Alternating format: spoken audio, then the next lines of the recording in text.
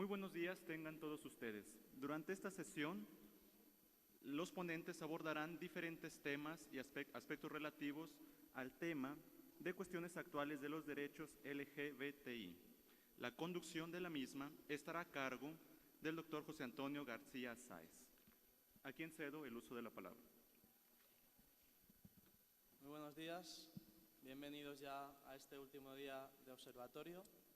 Espero que no lleguen demasiado cansados, que puedan todavía seguir teniendo capacidad para escuchar y para aprender de nuestros ponentes. Tenemos la suerte de tener con nosotros a Marta Cecilia Paz y a la profesora Eleonora Ceccherini para hablarnos del tema de las cuestiones actuales de los derechos LGTBI. Entonces, primero paso a presentarles a la profesora Marta Cecilia Paz, que es letrada, magistrada auxiliar de la Corte Constitucional colombiana y docente en la Universidad del Rosario en Bogotá, en el área de interpretación constitucional. Es abogada con estudios en maestría en filosofía de la Universidad Javeriana de Bogotá. Es especialista en gestión pública de la Universidad de los Andes, máster en Derechos Fundamentales de la Universidad Carlos III de Madrid. Es especialista en Derecho Constitucional en la Universidad de Salamanca. Es especialista en Justicia Constitucional de la Universidad de Pisa, en Italia. Es diplomada en Argumentación y Estándares de Género en el Instituto Flaxo de México. Especializada en Derecho Americano de la Universidad de la Florida, en Estados Unidos. Y egresada del programa PAL de la Universidad de Harvard. Es promotora de las redes de diálogos interconstitucionales del Poder Judicial en Colombia y ha realizado estancias judiciales in situ en el Tribunal Constitucional Español, en la Corte Interamericana de Derechos Humanos, en la Suprema Corte de Justicia de México y en la Corte Suprema Argentina. Es autora de artículos en materia constitucional y de filosofía del derecho. Y sin más, le cedo el uso de la palabra. Tiene unos 30 minutos para hacer su ponencia. Muchas gracias. ¿Esto ya se oye? Ya se oye. Okay. Bueno, buenos días. De entrada, los agradecimientos y los saludos protocolarios a los organizadores de este evento. Es increíble que en este rincón del mundo, porque me ha parecido lejísimo, Saltillo, haya quienes se dediquen a observar y escrutar y vigilar el cumplimiento y el seguimiento de las sentencias en derechos humanos y derechos fundamentales. Los felicito por esta labor, a los organizadores y al público en general. He tenido varios títulos para este tema, para abordar este tema. Inicialmente empecé a pensarlo en la Semana Santa y creí que era viable ponerle como título el Vía Crucis hacia una igualdad real, porque realmente ha sido eso. Las batallas de las comunidades LGTBI han sido eso, batallas duras, peleas que se han dado en instancias, paso por paso, una medalla aquí, una medalla allá. No ha sido fácil la lucha, principalmente en el terreno de los países latinoamericanos. Luego, de manera que ese era un título viable, pero por lo que tenía esa connotación religiosa lo deseché. Pero es válido en la medida en que se trata de un tema espinoso logrado poco a poco. Luego pensé en que podría ser también el amor no en los tiempos del cólera, pero sí el amor en los tiempos de no paz, porque se trata de un tema que ha estado en muchas ocasiones en la agenda legislativa de nuestros países o en la cruenta arena de la jurisprudencia, pero que ha sido difícilmente abordado en medio de conflictos económicos, sociales y en medio de países que están en guerra. Colombia de donde vengo y que es un país que está en guerra hace 50 años, ha distraído un poco su agenda legislativa y la agenda judicial para abordar estos temas que son de gran calado constitucional, pero que ya les digo, ha sido una batalla de 25, de 30 años en las que estamos logrando que se den pasos reales en este tema. Finalmente, para acomodarme a los rigores de la academia, pues simplemente lo llamé hacia la meta de una igualdad casi plena porque pese a que se han hecho muchas cosas, aún quedan cabos sueltos. Colombia es el país, por lejos, que más se ha ocupado de la protección a los grupos de LGTBI. El sistema interamericano como tal se ha quedado corto en estas protecciones y los países, los pocos países que tienen logros en esta materia, ya sea por la vía legislativa o por la vía de la jurisprudencia, han ido más allá que el sistema interamericano. Pero Colombia ha superado desde hace 25 años este tipo de protecciones.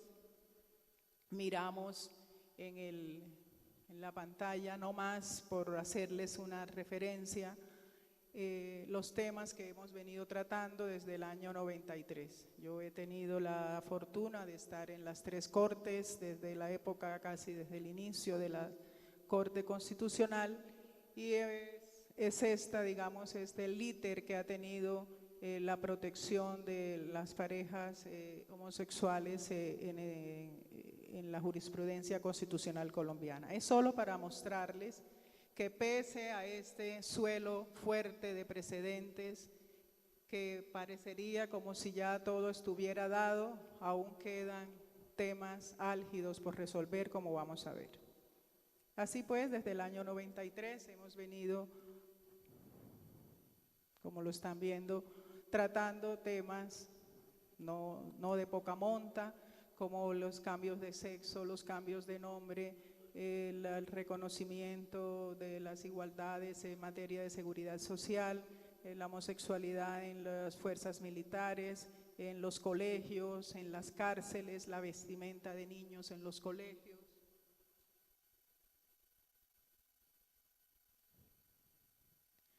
Las visitas a las cárceles, los homosexuales en las organizaciones Scouts, el uso de faldas en las visitas íntimas, la afiliación de los compañeros de parejas del mismo sexo al sistema de salud, el derecho a la pensión de sobrevivientes, los consentimientos informados cuando se trata de cambio de sexo.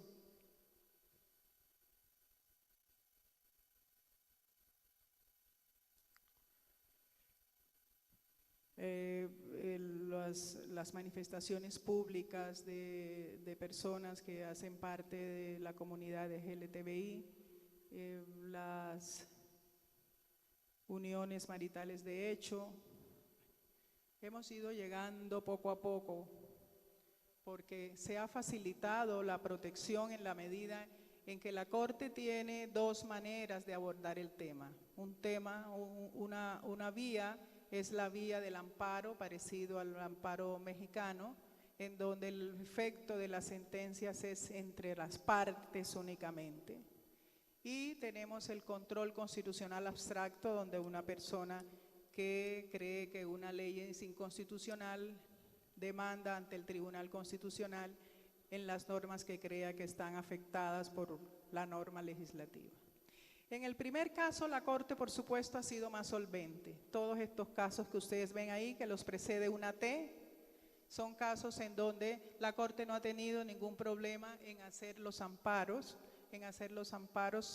con efectos solo para las partes que demandan. El problema ha sido en las demandas de inconstitucionalidades que van a tener efectos erga omnes y que Por supuesto, la argumentación es distinta porque cobijaría pues a todo el conglomerado. Los temas álgidos en materia de control constitucional abstracto que más nos ha ocupado, digamos, la agenda del Tribunal Constitucional ha sido los temas económicos, los temas pensionales, el tema de matrimonio y el tema de adopción. Los temas de matrimonio, los temas económicos, digamos que el asunto está un poco saldado, así como está saldado en muchos de los países latinoamericanos, Brasil, Argentina, Uruguay, México, han tenido sentencias que han definido el tema de la adopción y del matrimonio igualitario, pero Colombia, pese a este suelo de precedentes, todavía no define el tema. Las sentencias en materia de derechos, de protección de derechos fundamentales en Latinoamérica han tenido también características bien importantes que son las que vamos a tratar aquí. El contenido de las sentencias, por supuesto, ustedes lo pueden mirar en su momento, pero aquí vamos a problematizar la construcción de las sentencias, digamos, hacerle una disección a las sentencias, a ver cómo se construyeron y cómo es que en estos temas tan espinosos para los jueces y para el legislador se han logrado ciertas protecciones, unas precarias, otras ambiguas, otras débiles, otras tímidas, pero algo es mejor que nada. Los países que se han movido en el terreno legislativo como Argentina, Uruguay, en donde había una ley que expresamente consagraba el matrimonio y la adopción para parejas igualitarias, digamos que han sido debates un poco más tranquilos. Es la vigilancia, es el juicio sobre la norma legal y el Tribunal Constitucional, digamos, de alguna manera avala la voluntad legislativa. El problema se ha presentado cuando no hay norma legal y cuando se lleva el tema a la arena de la jurisprudencia y al escenario del juez constitucional y hay que hacer, digamos, muchas maromas constitucionales y hermenéuticas para finalmente llegar a la protección deseada. Los países que han hecho este tipo de reflexiones, como México y Brasil y Colombia, también de alguna manera, ya explicamos cuál es el pedazo que falta, han confluido en temas o en análisis bien interesantes en este aspecto. Uno ha sido la consideración en materia de adopción de parejas del mismo sexo, que es el tema que está todavía pendiente en algunos países, ha sido el interés superior del menor. Es decir, hay una discriminación contra las parejas del mismo sexo que están intentando adoptar frente a las parejas heterosexuales a las que no se les pone ninguna talanquera, pero el análisis final es de protección al interés superior del menor, que es lo que ha primado en los países que tienen sentencias a este respecto. México, Brasil y Colombia. Argentina y Uruguay simplemente avalaron la voluntad legislativa en esta materia. Pero el problema se ha dado, digamos, la construcción interesante se ha dado, como les digo, en estos otros tres países. el interés superior del menor ha sido digamos, la bandera en este tema. El segundo, que ha sido común en las tres sentencias, es el de la interpretación, el privilegio de la interpretación evolutiva. Claro, ha tenido que recurrirse a la interpretación evolutiva porque el mismo tema que había sido tratado en otros tiempos, ahora es reconsiderado por todos los tribunales a partir de principios como el pluralismo, la autonomía, el libre desarrollo, la solidaridad, la dignidad en las facetas de vivir bien y de vivir sin humillaciones. Y ese plexo de valores es el que ha contribuido a que evolucionen los conceptos y hoy estemos, digamos, en otro estado de la argumentación. Entonces, interés superior del menor, interpretación evolutiva. El concepto de familia es otro de los pilares de estas tres sentencias, de las sentencias del Brasil, de México y de Colombia. El concepto de familia, atravesado por una interpretación también evolutiva. Colombia no tiene el concepto de familia definido, sino a partir de hace unos 3 años, en donde se abandonó la idea anacrónica de que la familia era solo hombre y mujer, se dio paso a otro tipo de familias, donde a medida que hemos ido mirando la casuística, se han ido perfeccionando todos estos tipos de familia al punto de que la familia homosexual ya está, digamos, reconsiderada dentro de la jurisprudencia y por eso al momento de fallar estos temas, pues ese es uno de los ejes fundamentales. De manera que así lo consideró Brasil y así lo consideró México. La importancia de otro tipo de familias dentro de las que cabe la familia integrada por personas del mismo sexo y a través, digamos, de la interpretación esta evolutiva de la que hablamos. Hay dos ingredientes de estas sentencias que son bien interesantes y que curiosamente coincidieron por parte de los tribunales constitucionales de los que hablo. Y es la consideración de la evidencia empírica por parte del juez constitucional.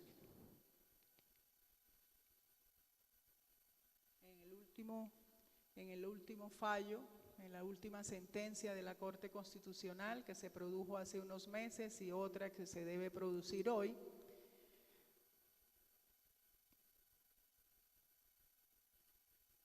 la Corte soportó la decisión principalmente en los conceptos científicos aportados por la comunidad académica, por la comunidad médica, por los sociólogos, historiadores, especialistas en el tema de adopción de niños abandonados, de violencia intrafamiliar, de niños que se tienen que quedar en hogares de paso, etcétera.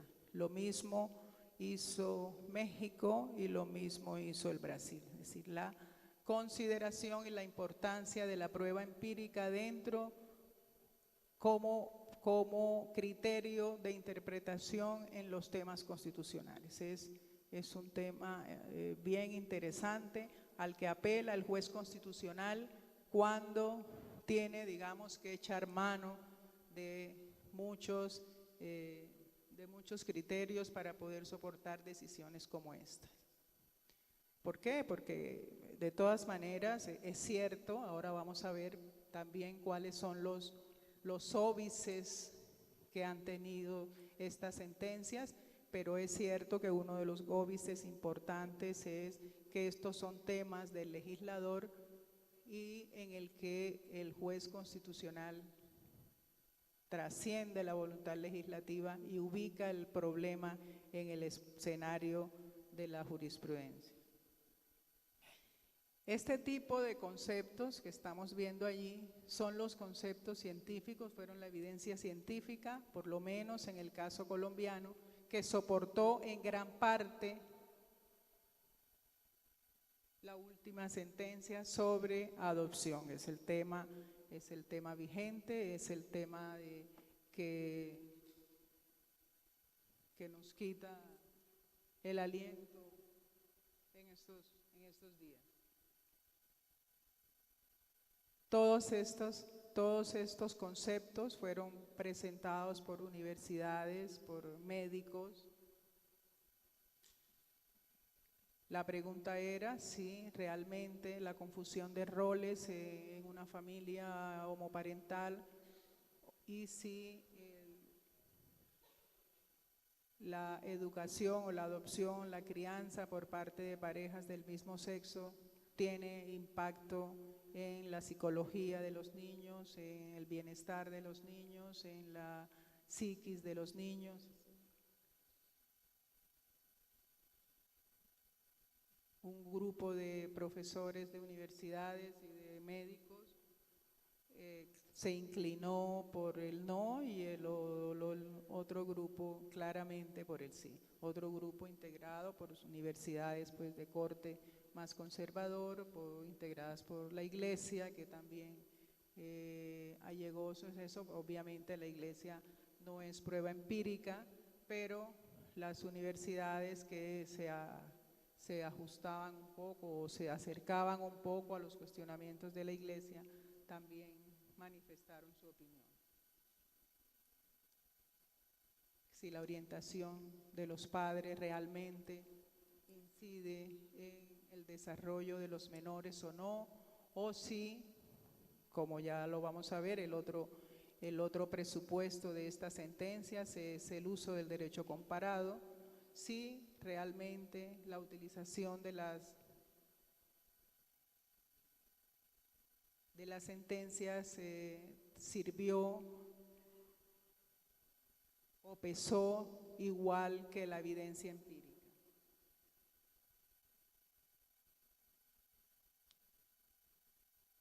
Los hijos de familias lesbianas y heterosexuales poseen repertorios conductuales similares, es la gran decisión también de la Corte Constitucional. ¿En qué momento se inclina un tribunal constitucional por una u otra de las evidencias empíricas? Ese es un punto interesante.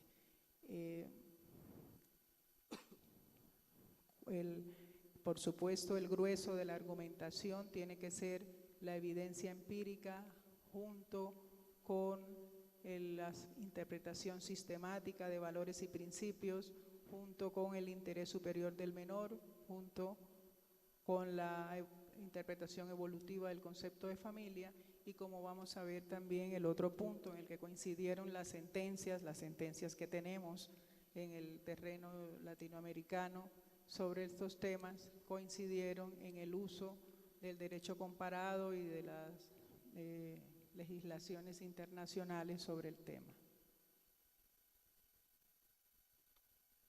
La Academia de Pediatría fue bien importante para la decisión en este caso.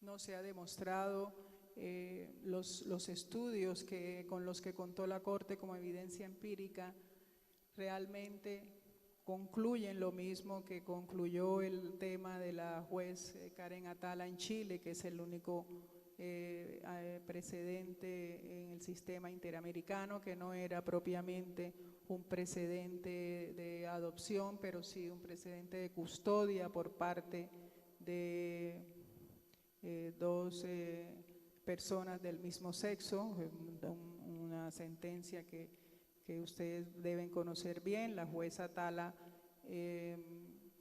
se separa de su esposo, se va a vivir con compañera se lleva a sus hijas, el padre de las hijas demanda la custodia, en unas instancias en Chile le conceden inicialmente la custodia a la madre, asumiendo un poco todos estos conceptos científicos, que no hay una afectación real de los niños que viven con parejas homoparentales.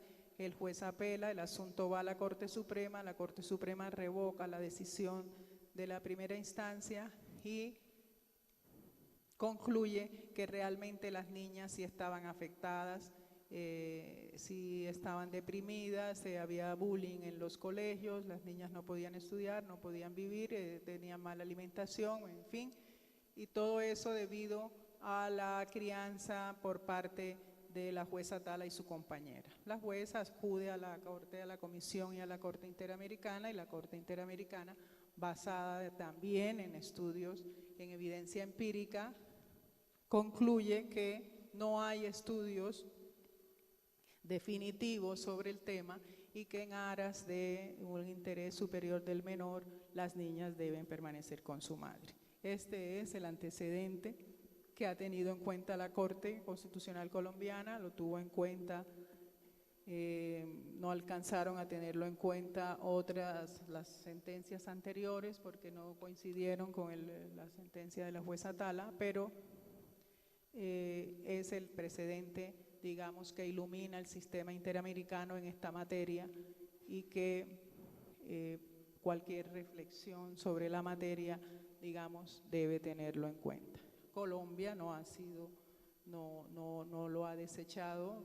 Este es un tema, este es uno de los precedentes del sistema, porque no hay más, pero del sistema europeo, como vamos a ver ahora con la profesora Eleonora, pues también ha habido muchos casos en el sistema europeo, en el Tribunal Constitucional, en muchos países, que fue también fundamento de la sentencia de la Corte Constitucional.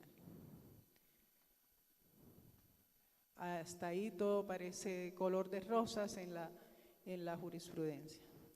Pero las últimas sentencias de adopción se siguen quedando cortas. La Corte no da el paso a una adopción plena, sino que se ha quedado en la adopción por consentimiento, que es la adopción, que es la permisión de la adopción por parte de una de las parejas al hijo biológico de la otra. Permanece una discriminación y una casta de hijos que se pueden adoptar solo a los hijos biológicos y no a los hijos no biológicos. De manera que las sentencias que parecen así de mucha protección se van quedando tímidamente digamos, en el mismo terreno y no dan el paso a la adopción plena, precisamente porque es difícil penetrar los valores y la conciencia de los jueces, y los debates se dificultan más en la jurisprudencia que, digamos, que en el terreno democrático, donde parece que han sido más solventes las discusiones. Queda eso pendiente. Yo pensé que les iba a tener la buena noticia de que hoy salía la sentencia que discutía la adopción plena, porque hace unos meses nos quedamos en la adopción por consentimiento, pero ahí se van dando pasos cortos pero fuertes en este tema. De los países pues que no ni siquiera han abordado el tema, pues no nos ocuparemos. Hay muchos países que no lo tienen ni pensado, ni en la agenda, ni en el uno, ni en el otro, ni en la del gobierno, ni en la de los jueces, ni en ninguno. Pero digamos, es un comienzo para seguir en este tipo de protección.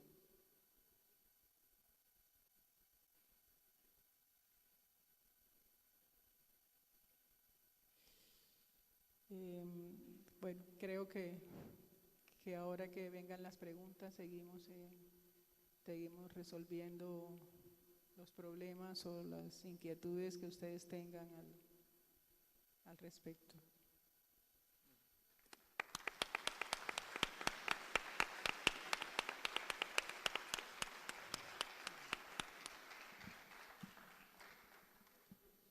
Bien, pues muchas gracias a la profesora Marta Cecilia Paz por su exposición. Ahora les presento a la profesora Leonora Ceccherini. Ella es profesora asociada en la Universidad de Génova, donde enseña Derecho Constitucional y Derecho Público Comparado. Pertenece al Centro de Investigación de Sistemas Constitucionales de esa misma universidad, de la Universidad de Génova. Es miembro del Consejo Directivo de la Asociación Italiana de Estudios Canadienses y es autora de numerosos libros y artículos sobre la forma de Estado, sobre derechos fundamentales, minorías y libertades religiosas. Sin más, tiene la palabra. Gracias. Muchas gracias. Muchas gracias a todos. En primer lugar, quería agradecer al profesor Luis Efren y a la profesora Irene Spiño por su amable invitación. Y además, muchas gracias a todos los chicos y las chicas de la organización que me atienden tan maravillosamente. En segundo lugar, pido disculpa por el idioma porque no hablo español, entonces ruego clemencia y espero que se entienda algo de lo que voy a decir. Por esto preparé unas diapositivas, slides, con el intento que mi ponencia pueda ser más clara. La organización me proporcionó 3 sentencias del Tribunal de Estrasburgo sobre los derechos LGBT. Sentencia Schalke-Kopf versus Austria sobre el derecho al matrimonio de las parejas homosexuales. Sentencia Amalainen versus Finlandia sobre el derecho de un transexual a permanecer casado con su esposa. Y la tercera, la sentencia EB versus Francia sobre el derecho a la adopción individual por parte de una persona homosexual, específicamente una soltera, lesbiana. Bueno, primera sentencia. El caso surge de la solicitud de licencia matrimonial por parte del señor Schalken y del señor Kopf, que fue denegada porque el Código Civil de Austria del 1812 establece que el matrimonio es la unión de personas de distinto sexo. Pendente el recurso, en el 2010 el Parlamento de Austria aprobó una ley que introduce las uniones registradas exclusivamente para parejas homosexuales. La unión registrada en Austria conserva perfiles distintos al matrimonio, pero en general la regulación es muy parecida. Permanece en diferencia en el régimen sucesorios y otras cosas. ¿Cuáles son los parámetros, las normas evocadas en el recurso? El artículo 12 del convenio, derecho a contraer matrimonio. El hombre y la mujer tienen derecho a casarse y a fundar una familia según las leyes nacionales. El artículo 14, prohibición de discriminación. El goce de los derechos y libertades ha de ser asegurado sin distinción alguna, sexo, raza. Artículo 8, derecho al respeto a la vida privada y familiar. Toda persona tiene derecho al respeto de su vida privada y familiar.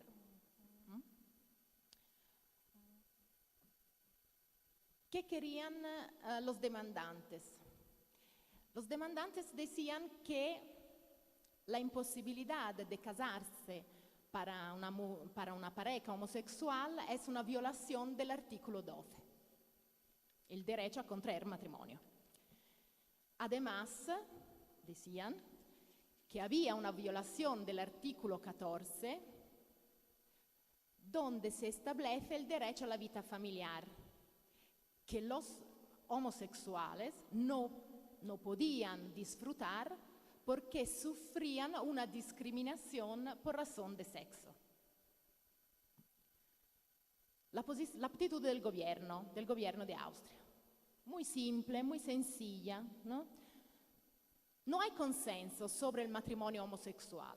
En la mayoría de los países miembros del Consejo de Europa no hay consenso sobre este tema. El legislador de Austria no quiso introducir el matrimonio igualitario. Por lo tanto, el gobierno de Austria invoca el margen de apreciación nacional. ¿Qué dice el tribunal? El tribunal dicta una sentencia bastante compleja y, bueno, en primer lugar, el tribunal quiere precisar un dato textual, un elemento textual. Él dice que el contenido del artículo 12, el derecho a contraer, el hombre y la mujer tienen derecho a contraer matrimonio, quiere decir que cada uno, el hombre y la mujer, pueden casarse o con un hombre o con una mujer. Quiere decir, el hombre puede casarse con un hombre o con una mujer como quiera, y la mujer también tiene el derecho a casarse con un hombre o con una mujer. Entonces, el texto del artículo 12 ofrece una garantía al matrimonio homosexual. La disposición textual del artículo 12 no excluye la garantía del matrimonio homosexual. Esto me parece, aquí pido ayuda a los amigos españoles, me parece que la sentencia de Estrasburgo es parecida a la sentencia del Tribunal Constitucional Español, ¿no? Sobre la interpretación del artículo 35, ¿no? Me parece más o menos eso. Bueno, pero el tribunal subraya que no hay consenso sobre el tema del matrimonio homosexual en los países miembros. Entonces no hay un derecho al matrimonio homosexual según el artículo 12. Puede garantizar el matrimonio homosexual, pero no impone, no obliga el Estado a introducir el matrimonio homosexual. Tampoco, dice el tribunal, el artículo 9 de la Carta Europea de los Derechos Fundamentales impone a los estados introducir el matrimonio homosexual. El tribunal dice que el matrimonio tiene, entre comillas, es una referencia, deep-rooted social and cultural connections, ¿no? Tiene conexiones profundas con la sociedad y la cultura. Entonces tiene que ser el legislador nacional que intervenir sobre el tema. El legislador tiene que legislar sobre el tema si quiere. Además, hay un cambio de jurisprudencia en Schalkenkopf porque se dice que las relaciones íntimas de parejas del mismo sexo no afectan solo la vida privada, sino también la vida familiar. Por lo tanto, las parejas homosexuales estables forman familia, una familia que es parecida, asimilable a la familia heterosexual. Pero el tribunal desestima la demanda por la cual habría una discriminación de las parejas del mismo sexo y las parejas heterosexuales. El tribunal dice, no hay un derecho al matrimonio. Es verdad, las parejas homosexuales pueden tener una vida familiar, sí, eso sí. Es verdad que no pueden acceder al matrimonio donde se puede explicar esta vida familiar, pero no hay una discriminación entre ellos, entre las parejas homosexuales y las parejas heterosexuales, que sí pueden acceder al matrimonio y pueden, como decir, explicar su vida familiar en el matrimonio. Esto porque no se puede, como decir, llegar al derecho al matrimonio utilizando el artículo 14 y el artículo 8. El tribunal dice que el convenio de Estrasburgo tiene que ser interpretado en manera orgánica. Entonces no hay discriminaciones entre parejas homosexuales que no pueden casarse y parejas heterosexuales que pueden casarse.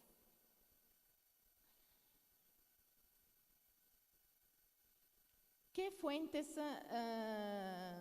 utilizó el tribunal? Derecho de la Unión Europea, el artículo 9 de la Carta y directivas europeas.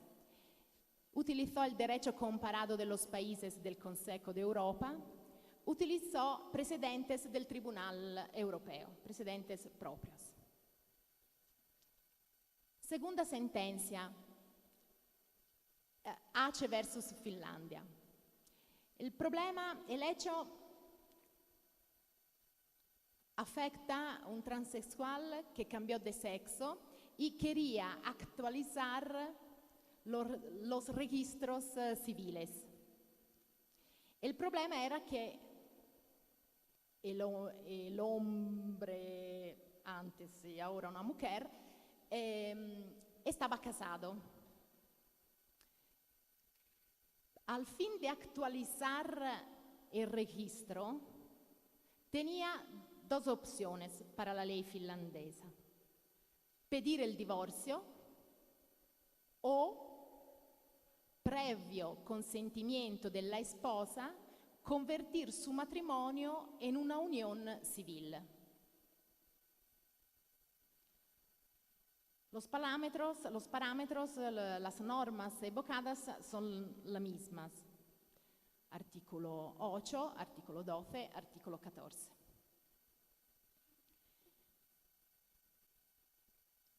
El señor Ace no quería divorciar, tampoco convertir su matrimonio en una unión civil. ¿Por qué? Por creencias religiosas y porque pensaba que las garantías en una unión civil eran más débiles para la pareja y para el hijo, porque tenía una hija también.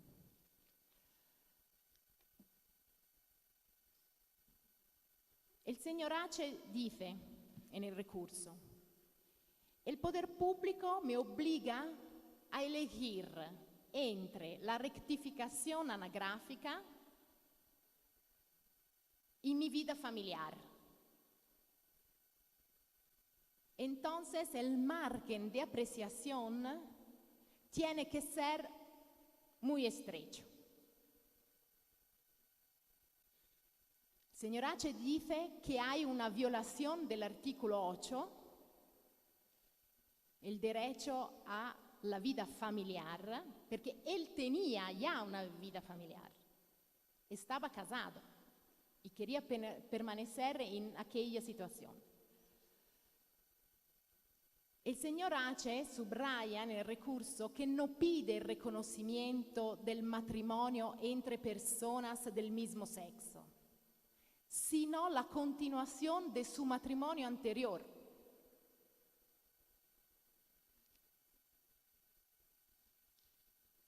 Añade que hay consenso popular sobre este tema e hace una referencia alla posizione dell'Ombudsman for Equality de Finlandia, que se expresó en favor de la continuación del matrimonio transgender. El gobierno decía que no había diferencia de trato entre matrimonio y unión civil en relación a los hijos.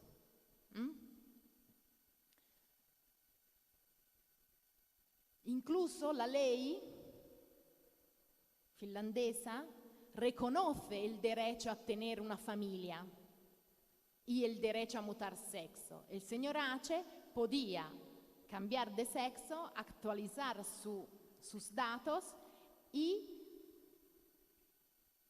continuar a vivir con su esposa en una unión civil. El gobierno finlandés no quería introducir el matrimonio homosexual, permitiendo la permanencia del matrimonio transgender. Eso era. El tribunal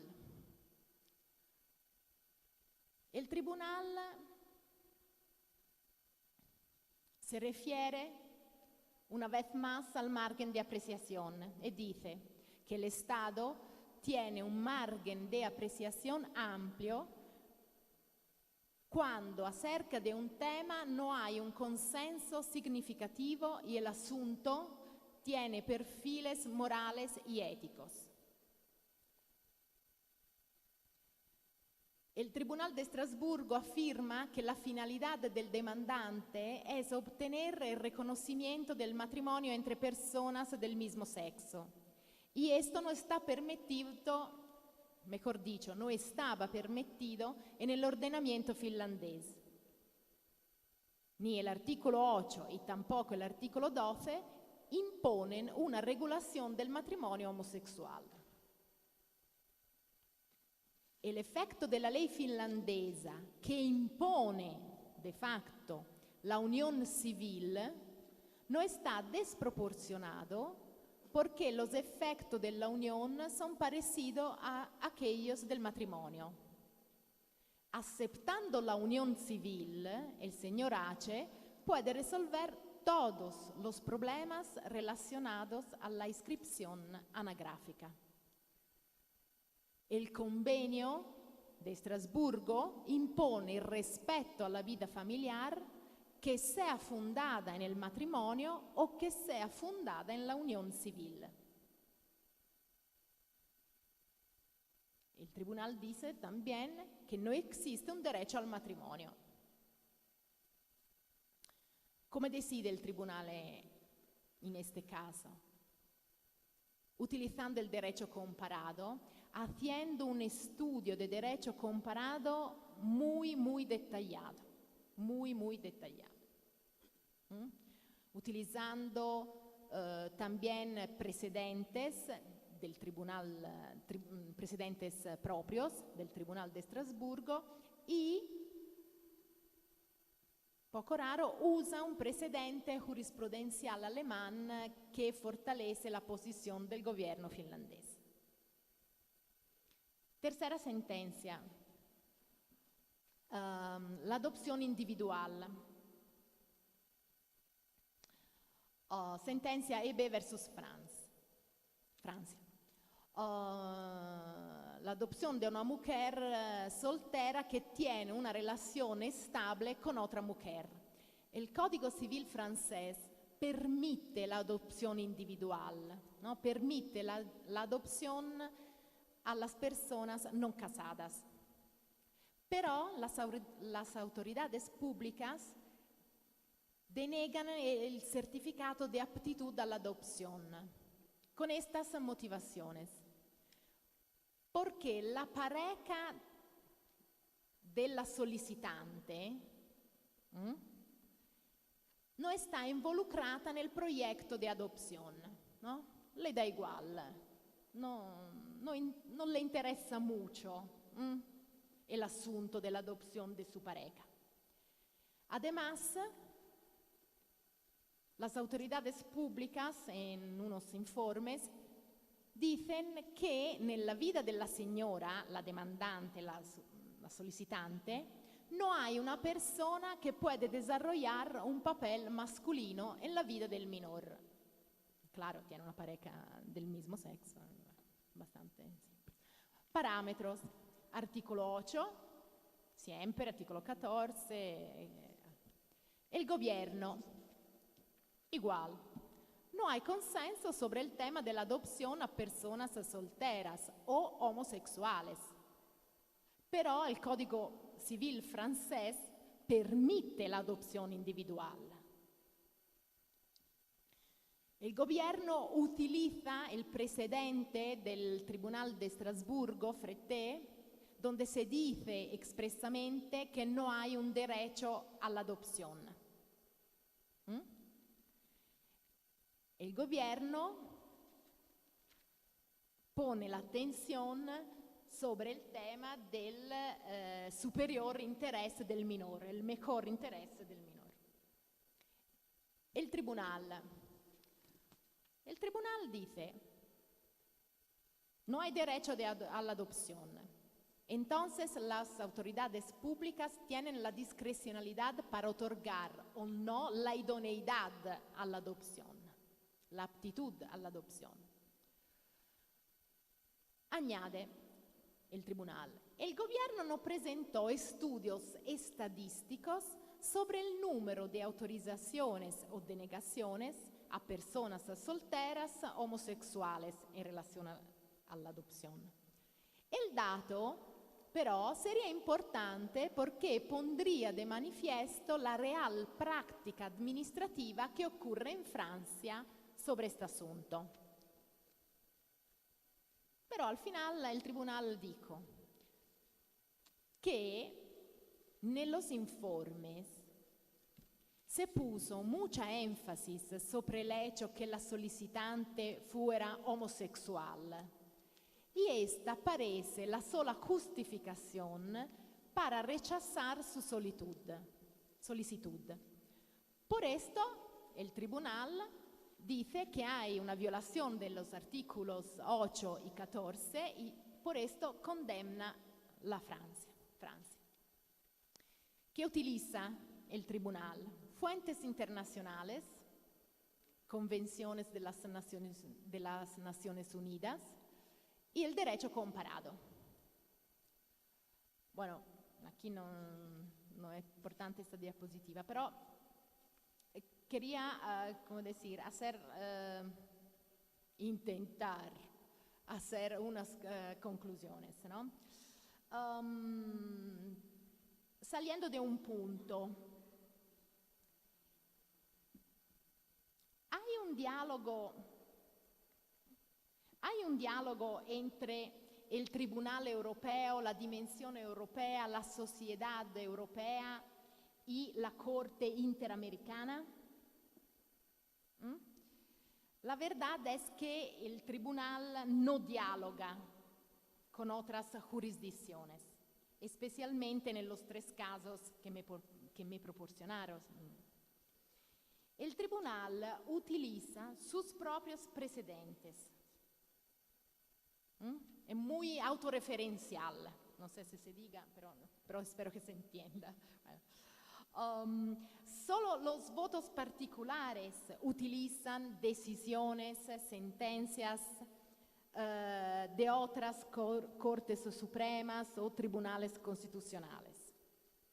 Distinto, me parece, es el caso de la Corte Interamericana, donde en el caso que se refería antes mi compañera de mesa, se hace referencia a sentencias de Estrasburgo, ¿no? Me parece, ¿no? Que hay referencias a sentencias de Estrasburgo. Sí, porque no hay precedentes propios. Sí, exactamente. Quizá que no sea por lo que dijo el día anteayer la profesora Quintana, que es decir, que la mayoría de los casos de la Corte Interamericana está relacionada a los derechos de las personas desaparecidas. Entonces faltan precedentes en la Corte Interamericana sobre los derechos LGBT. Y por eso la Corte utiliza sentencias de Estrasburgo. Pero esta es una idea. El diálogo, o mejor dicho, una conexión, un enlace entre el Tribunal de Estrasburgo, entre la dimensión europea y la dimensión latinoamericana de la Corte Interamericana, se produce a través de los amici curie, que tal vez coinciden en ambas cortes, en ambas jurisdicciones. No solo como organizaciones, no solo como NGO, sino como personas físicas, ¿no? Me refiero al abogado Robert Wintemute, que se presentó ante Estrasburgo y ante la Corte Interamericana de los Derechos Humanos. Dos palabras sobre el margen de apreciación. En los casos que me proporcionaron, se reconoce el margen de apreciación, pero este margen se fundamenta exclusivamente en el hecho que la mayoría de los países no reconocen un tal derecho, específicamente el matrimonio igualitario. Entonces, la exclusión de los homosexuales del derecho al matrimonio se justifica con el hecho que la mayoría de las legislaciones europeas no permiten el matrimonio igualitario. Entonces, los derechos están sometidos a la mayoría. Y aquí hago una referencia muy breve, ¿no? Hago una referencia a una de las primeras sentencias sobre el tema de las uniones homosexuales en los Estados Unidos. La referencia sería a Baker versus Vermont del 1999, donde se dice que los derechos no pueden estar sometidos a la mayoría, ¿no? El poder público tiene que preocuparse de las minorías. Los derechos no pueden estar sometidos a la mayoría. Esto me parece un tema interesante, sobre todo al fin de, criticar un poco la actitud del tribunal, la posición del tribunal sobre este tema. Finalizando, quería batizar que el tema del margen de apreciación, es decir, conectarse al que la mayoría de los estados hacen, impide, a mi juicio, al tribunal de desarrollar rotundamente el artículo 14, el principio de no discriminación en razón de la orientación sexual. El principio de no discriminación es la llave a través de la cual las Cortes Constitucionales o las Cortes Supremas nacionales han admitido el matrimonio igualitario. Yo creo que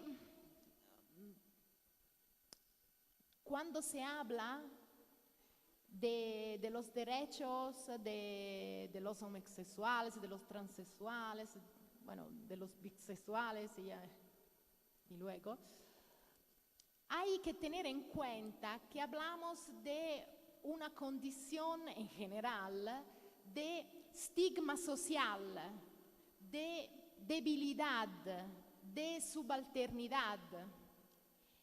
Y por esto yo creo que los poderes públicos, las autoridades, tienen que reflexionar atentamente sobre el tema del principio de no discriminación y no detenerse diciendo que bueno, la mayoría, la tradición no acepta un tal derecho o otro derecho. Eso es. Y bueno, agradezco mucho y gracias. Y disculpen.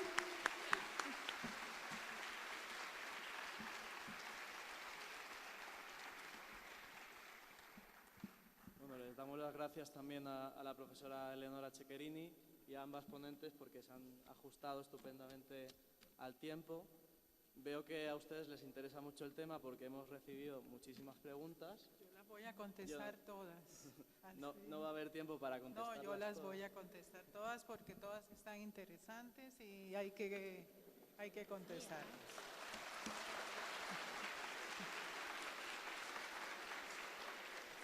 En cualquier caso, les doy, las puedes contestar todas, pero en 10 minutos. ¿sí? Bueno, En 10 voy a- minutos cada una para contestar a las 12, muchas. ¿eh? 10 minutos 10 para minutos. contestar Sí, hay a las unos, preguntas que quieran. ¿sí? sí, hay unos temas que... Hay varias que podrían reunirse. En una, ¿puede más el valor personal y moral de un juez que los derechos propios del adoptado y el adoptante?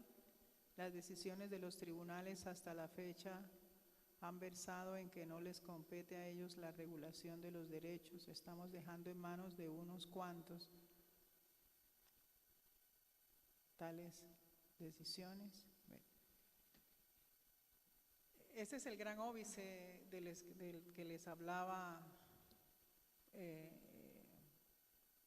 lo que ha dificultado en Colombia particularmente el avance de estos temas o digamos han sido los óbices que se han ido superando. La objeción democrática, ese es un tema que no nos abandona. Sí, la voluntad legislativa debe primar en estos casos o el gobierno de los jueces, por llamarlo de alguna manera. El asunto en Colombia es que la desidia legislativa no es un tema clarísimo, evidente, y si el legislador no avanza, el Tribunal Constitucional no se puede cruzar de brazos. Esa ha sido, digamos,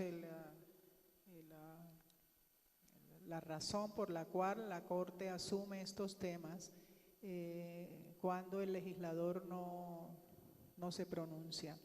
Y la sociedad sigue avanzando, las organizaciones siguen presionando, los amparos siguen llegando y en algún momento hay que ponerle un límite erga omnes al tema. En el asunto del matrimonio en Colombia, y es un tema de mucha actualidad, en la sentencia de 2011 se dijo que las parejas podrían, que la familia pues estaba integrada ya por parejas también homoparentales y que las parejas podrían formalizar, digamos, tener vínculos parecidos a los del matrimonio. Se exhortó al Congreso a que hiciera una ley. Se pasó el término de la ley, el Congreso no hizo nada, ahora están los notarios y los jueces intentando casar a las parejas homosexuales.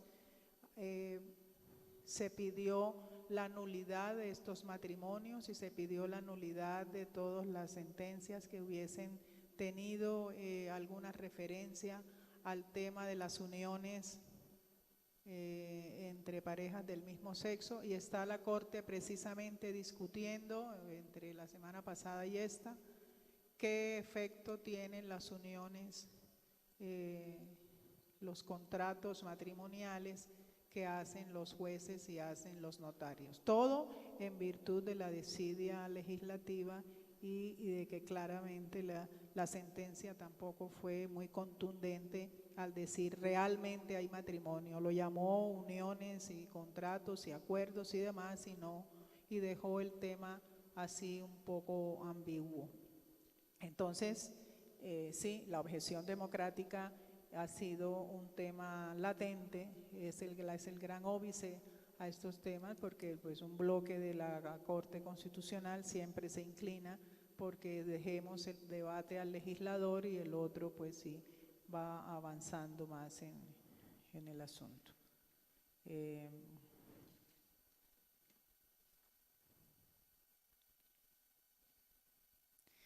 ¿Qué debe prevalecer en primer término, el derecho del menor a tener una familia o el derecho de las parejas homosexuales a la igualdad con las parejas heterosexuales para adoptar? Esta pregunta es interesante porque, claro, la esencia de la adopción no es darle a los homosexuales un niño, sino darle al niño una familia. Eso hay que tenerlo en cuenta. Entonces, el interés superior del menor se mide es ahí. Son 3.000 niños que hay esperando que los adopten en el bienestar familiar.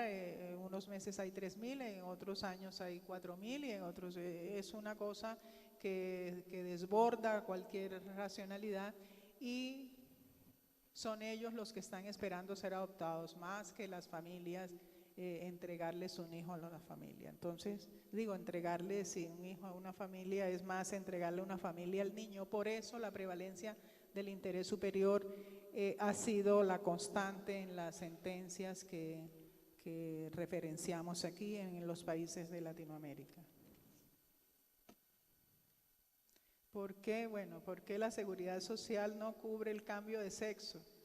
Se considera un procedimiento estético. Ya no se considera procedimiento estético, por ahí lo vimos en alguna de las sentencias. Los derechos sexuales y reproductivos sí están clarísimos, digamos, en como arista de la garantía al derecho a la salud, y la seguridad social cubre ya este tipo de cirugías, porque también está de por medio la dignidad y todos los otros derechos que amparen a las parejas homosexuales.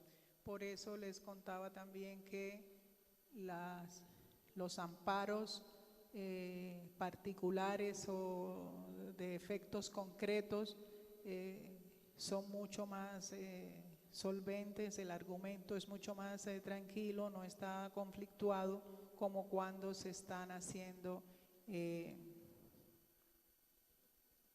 revisiones y juicios contra una ley de la República, digamos. Una persona que quiere hacerse un cambio de sexo demanda al Instituto de la Seguridad Social, y ante la negativa del Instituto de Seguridad Social interpone un proceso de amparo, y en muchas ocasiones se ha ordenado la reasignación de sexo. Si es un menor de edad, se cuenta con el consentimiento informado y sustitutos de los padres, o si ya es un mayor de edad, él mismo escoge digamos, cuál es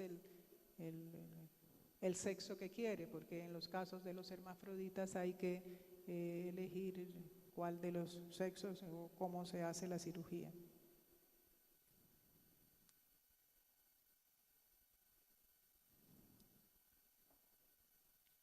¿Cuál cree usted que sean algunas razones por las cuales en América Latina aún no se ha bien visto, siquiera aprobada las adopciones de parejas del mismo sexo? Bueno, las ideas estas anacrónicas y que están ancladas en los países que ni siquiera lo tienen pensado ni en las agendas de ningún tipo. Creo pues que debe ser un problema que inicialmente tuvieron los que sí lo tienen, un problema de madurez de los conceptos, de los principios democráticos que se hayan avalado en las constituciones, y creo que es un problema, digamos, de inmadurez democrática, pero que en algún momento irán alcanzándolo. Si existen conceptos científicos a favor de la comunidad LGTBI que comprueben que no afecta en el desarrollo del menor, ¿cuál es el factor que influye en que los legisladores, incluso aplicadores del derecho, no resuelvan a favor del tema? ¿Cuál es el miedo a la adopción plena? Sí, esa pregunta me la hago yo. Hay 1000 precedentes concediendo las tutelas y los amparos a las parejas homoparentales en todas las áreas de la sociedad y del derecho, escuelas, cárceles, salud y demás. Estamos ya cerca porque hay la aceptación a la adopción individual, a la adopción por consentimiento, y solo falta dar el paso a la adopción plena, que yo creo que a esta hora puede estar definiéndose, y en el próximo observatorio ya la comentaremos.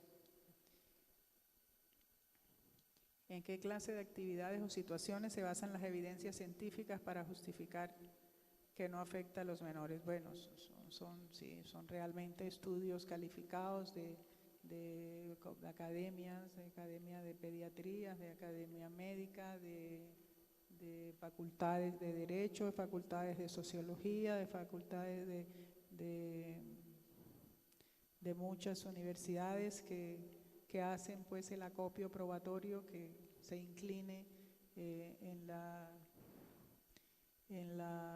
digamos, en la hermenéutica del juez constitucional, se inclinen a favor de estos. Pero no solo, ya decíamos que no solo es el peso de la evidencia científica, sino la sistematización de todas las otras normas constitucionales, con el interés superior del menor, con todos los otros principios que han soportado las sentencias de pluralismo, autonomía, libertad, libre desarrollo de la personalidad y dignidad en todas las facetas que decíamos, de vivir bien y de vivir sin humillaciones. ¿Qué significa la I en el LGTBI? La I es la I de intersexuales. Son los hermafroditas también.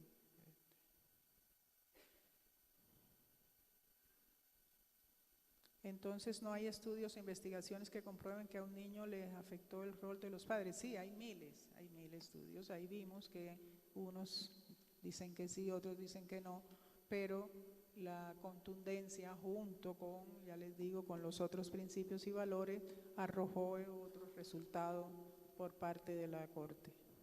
¿Cómo han reaccionado las sociedades colombianas? Claro, esta pregunta también es interesante porque es otro de los óbices. Un fuerte grupo de la sociedad, claro que no está de acuerdo con este tema. Por eso el soporte de las decisiones tiene que, digamos, que echar mano a todo tipo de argumentos, al argumento de la prueba empírica, al argumento de los principios, al argumento del derecho comparado, al argumento del interés superior del menor. Es decir, hay que soportar bien estas decisiones porque claramente también el temor de la sociedad a que la familia tradicional se ve afectada con estas decisiones es clarísimo. Ya me están diciendo que termine, pero es que qué problema. ¿Usted considera que el legislador a favor del LGTBI ayuda a la aceptación de la sociedad o debería la aceptación venir primero? Ya creo que la contestamos. Es que el legislador a veces se hace invisible en estos casos, los soslaya, los olvida, los mete en la agenda que no es, los archiva, los empapela y no se da el debate como debe ser. Y por otro lado están las asociaciones presionando y instando a que haya decisiones, demandando las normas que tienen la sospecha de una violación a la igualdad, y eso es lo que ha hecho la Corte ante una demanda ciudadana frente a un control constitucional.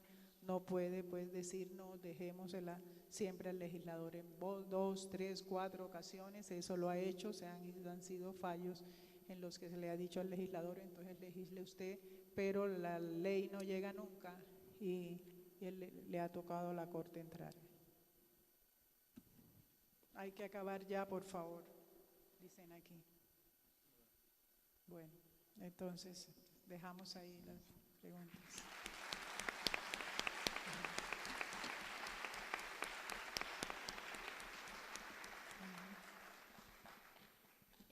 Muchas gracias para las preguntas, para las muchas preguntas. Voy a contestar a algunas. Bueno, la primera que llegó. ¿Cree usted que un niño estaría mejor con una familia heterosexual que con una homoparental?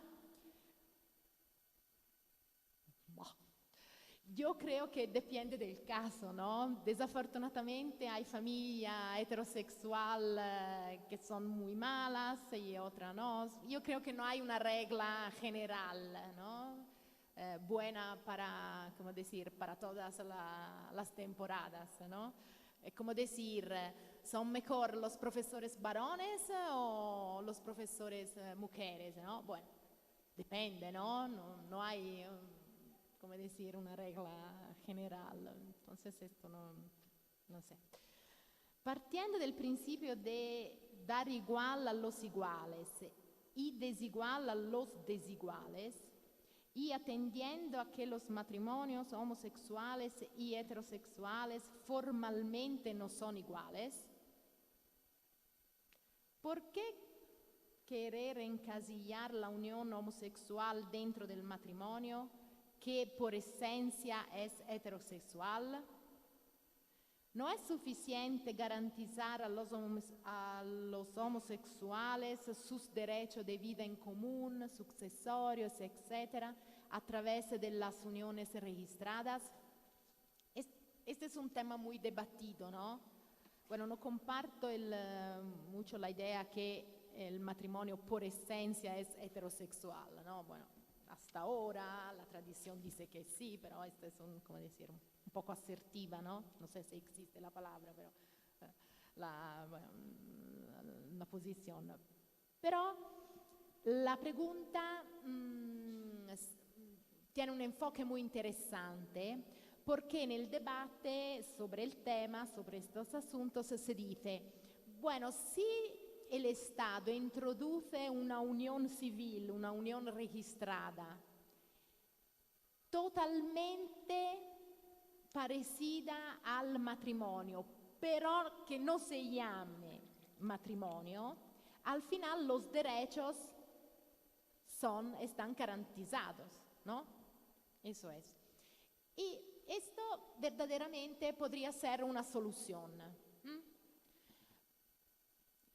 Pero hay que, come decir, subrayar que, bueno, yo creo que la sociedad moderna, nuestras sociedades, se fundamentan en la familia y en el matrimonio. Hay constituciones que dicen que el matrimonio es la célula fundamental, ¿no?, de la sociedad, es así. Entonces, excluir una parte de personas del matrimonio, yo creo que sea discriminatorio, porque la alteridad que se reconoce a los homosexuales lleva a una exclusión más o menos formal de la comunidad. No sé si se entiende lo que quiero decir. Si se dice, el Estado introduce uniones registradas porque porque se quiere destructurar el matrimonio, bueno, porque el matrimonio no es más importante, entonces se puede hacer algo de distinto. Bueno, pero si se hace algo de distinto porque se quiere en cualquier forma excluir una parte de personas, yo creo que no sea legítimo, ¿no? Creo que sea discriminatorio. Eso pienso. Tomando en cuenta que el propósito fundamental del matrimonio es la procreación, Esto con el propósito de la perseveración de la familia, preservación de la familia. ¿Considera usted que el brindarles el derecho al matrimonio tiene algún fin especial para la sociedad? Bueno, yo creo que el propósito fundamental del matrimonio no es la procreación, ¿no? Porque, bueno, hay parejas que están casadas y que no tienen hijos o hijas y, bueno, siempre siguen siendo casadas, ¿no? Porque si fuera la verdad,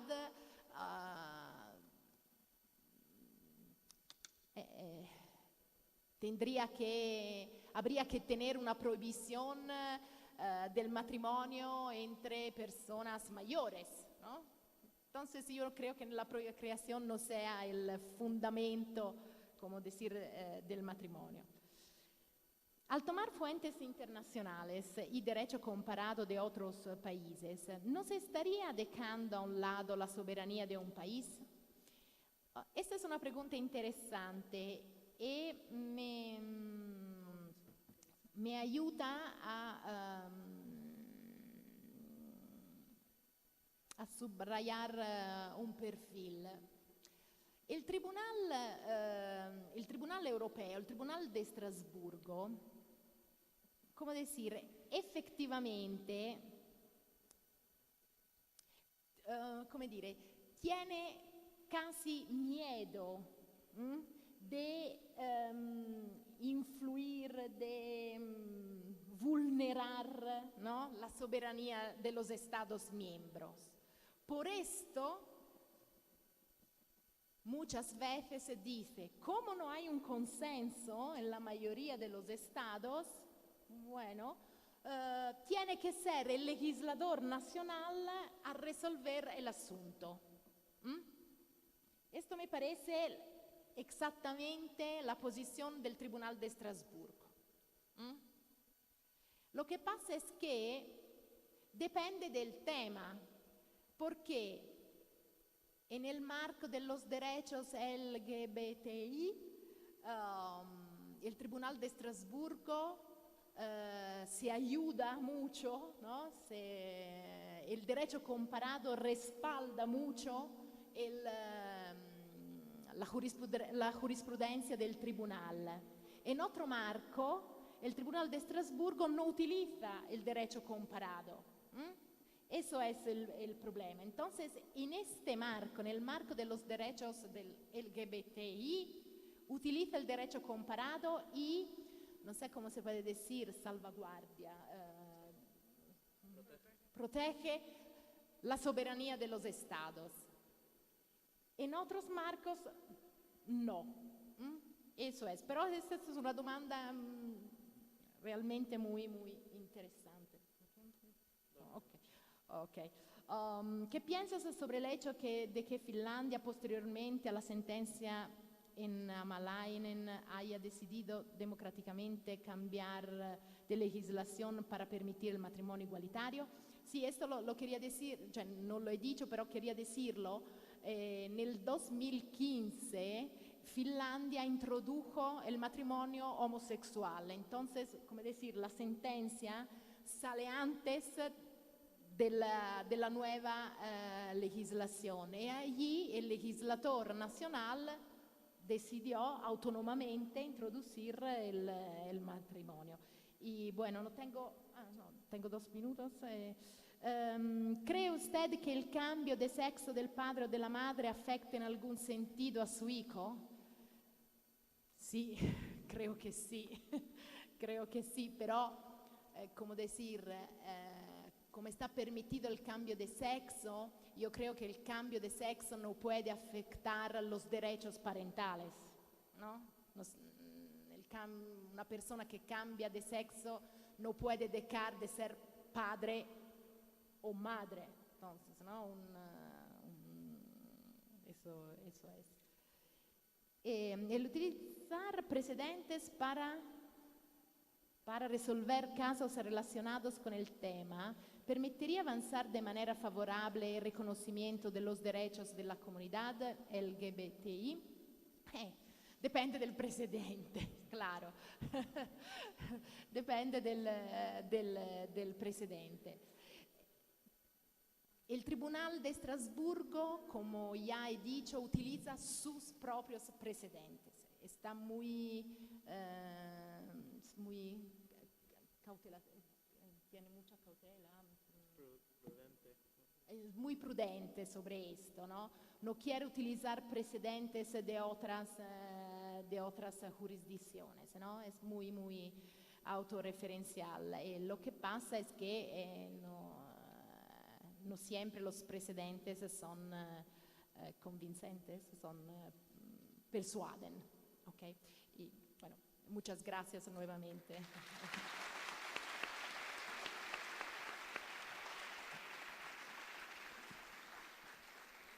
Agradecemos la participación de nuestros ponentes y en este momento el moderador hará entrega a Marta Cecilia Paz y Eleonora Ceccherini de un reconocimiento por parte de la Academia Interamericana de Derechos Humanos por su intervención en este observatorio.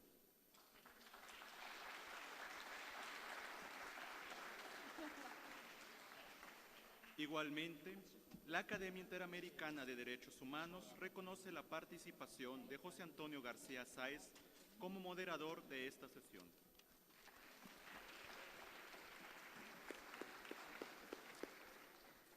Suplicamos a todos los presentes permanecer en sus lugares, pues inmediatamente daremos inicio a la siguiente sesión de este observatorio.